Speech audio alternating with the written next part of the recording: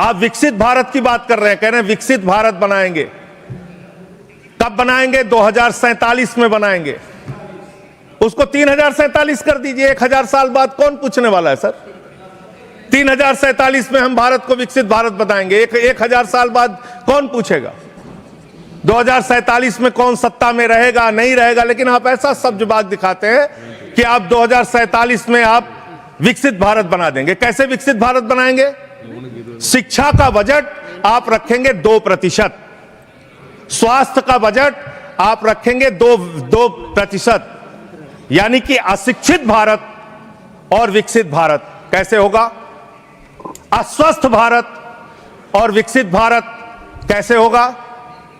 आपने ग्रामीण विकास के नाम पे जो बजट का हिस्सा है उसको कम कर दिया, तो एक अविकसित ग्रामीण व्यवस्था के साथ आप विकसित भारत कैसे बनाएंगे?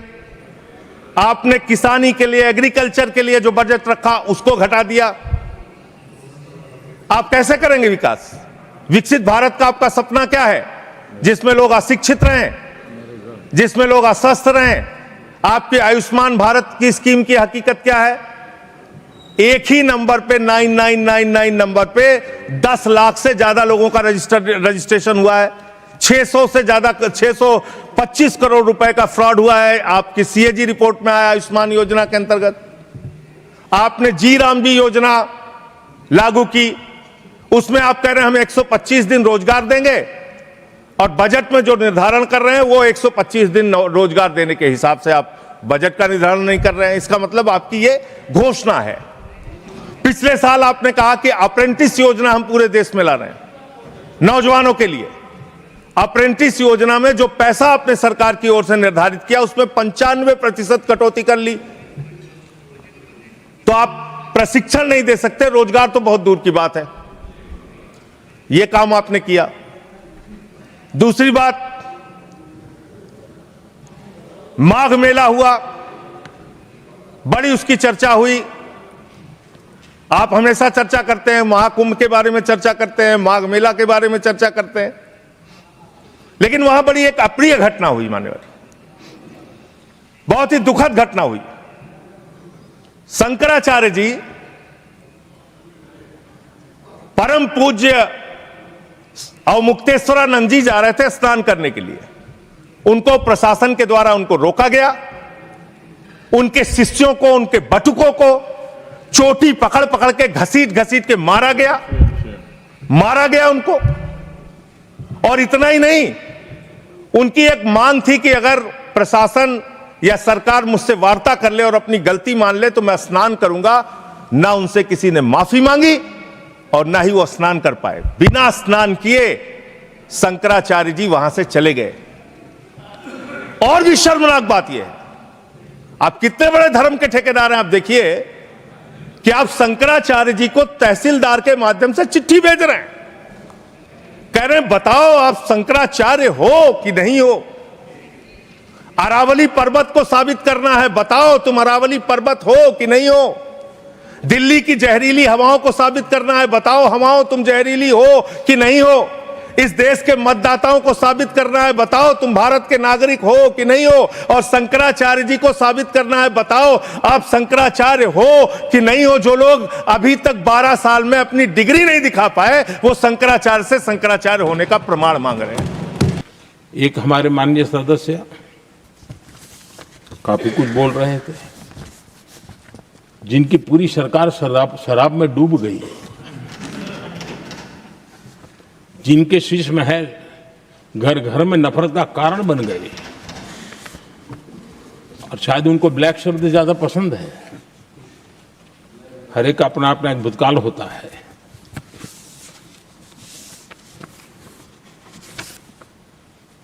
पता नहीं ब्लैक के साथ उनका क्या पुराना रिश्ता है। आदरणीय सभापति जी,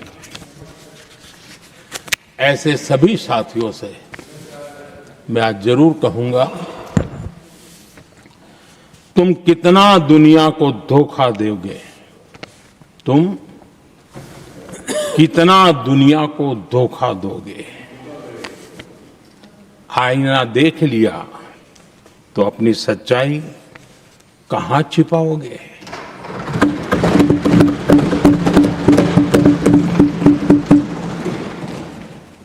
कांग्रेस हो, टीएमसी हो, डीएमके हो, लेफ्ट हो, ये दशकों से केंद्र में सत्ता में रहे हैं, सत्ता के भागीदार रहे हैं।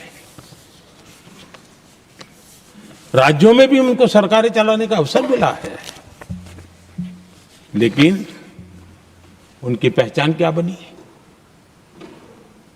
आज डील की चर्चा होती है तो गौरव से कहते हैं, तब डील की चर्चा होती थी तो बॉफोर्स डील याद आता था। ये डील होते थे।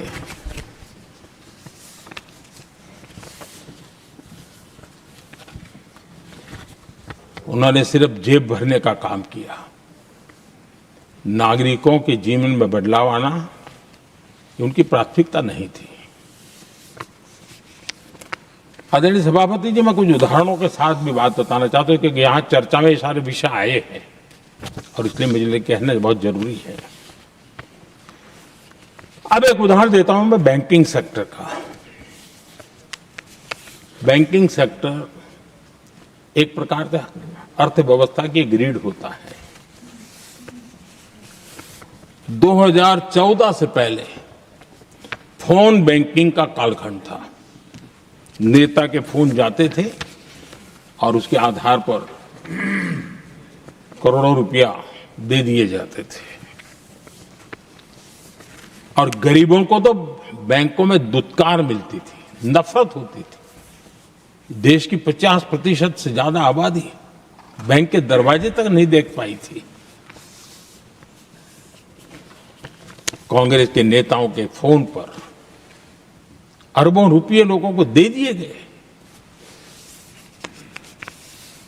और जो ले जाते थे वो अपनी पर्सनल प्रॉपर्टी मान करके पैसे हजम कर जाते थे। यही खेल चलता रहा। कांग्रेस और यूपीए के राज में और आज जो इंडी अलायंस बनकर के बैठे हैं उनके राज में बैंकिंग व्यवस्था तबाही के कगार पर खड़ी थी। मैं नया प्रधानमंत्री के पद का दायित्व मुझे मिला, मैं एक देश के मुखिया से मैं मिला, ऐसे ही बात कर रहा था।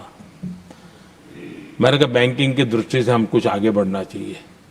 उन्होंने कहा पहले एक बार साहब जरा अभी आप नए नए हो, आपके बैंकों की व्यवस्था का अध्ययन कर लीजिए। हम कैसे हिम्मत करें? एक देश के नेता ने कोई एक जानकारियां थी, उसने मुझे बताया यहां इनको कोई परवाह ही नहीं। यानी एक प्रकार से उन्होंने जिस प्रकार से बैंकिंग व्यवस्था को एनपीए के पहाड़ खड़े हो गए थे। जहां भी देखो चर्चा चलती थी, एनपीए का क्या होगा, एनपीए का क्या होगा, कैसे बचेंगे। आदरणीय सभापति जी, चुनौती बड़ी थी, लेकिन हमने समझदारी से काम दिया। बैंकिंग व्यवस्था के सब कर्ता धर्ताओं को विश्वास में लिया। रिफॉर्म की आवश्यकता थी, हिम्मत के साथ रिफॉर्म किए, पारदर्शी व्यवस्था बनाई, ढेर सारे बैंकिंग रिफॉर्म्स हुए और जो सरकारी बैंक दुर्बल हो चुकी थी, ठीक नहीं चल पाती थी, उसको हमने बड़ी बैंक के साथ मर्जर कर दिया। और मुझे याद है किसी एक महाशय बड़े अपने आप को विद्वान मानने वाले ने लिखा था, अगर मोदी सरकार बैंकों में ये कर ले तो हिंदुस्तान का बहुत बड़ा रिफॉर्म हो जाएगा। वो काम मैंने आते ही कर दिए थे। आदरणीय सभापति जी, और इन सारी चीजों का नतीजा हुआ बैंकों में जो बीमारी घर कर गई थी, उस बीमारी से बैंकों को मुक्ति मिली। बैंकों का स्वास्थ्य सुधरा, लगातार सुधरा, अभी भी तेजी से आगे दौड़ रहे हैं। और बैंकिंग का जब स्वास्थ्य सुधरा तो लेन देन का कारोबार भी उनका बढ़ा, लोगों को पैसे मिलने लगे, सामान्य व्यक्ति को पैसे मिले। ऐसे ऐसे गरीब लोगों को लोन मिले जिनके लिए कभी बैंक के दरवाजे बंद थे, बेचारा दूर से देख करके उसे जाना पड़ता था।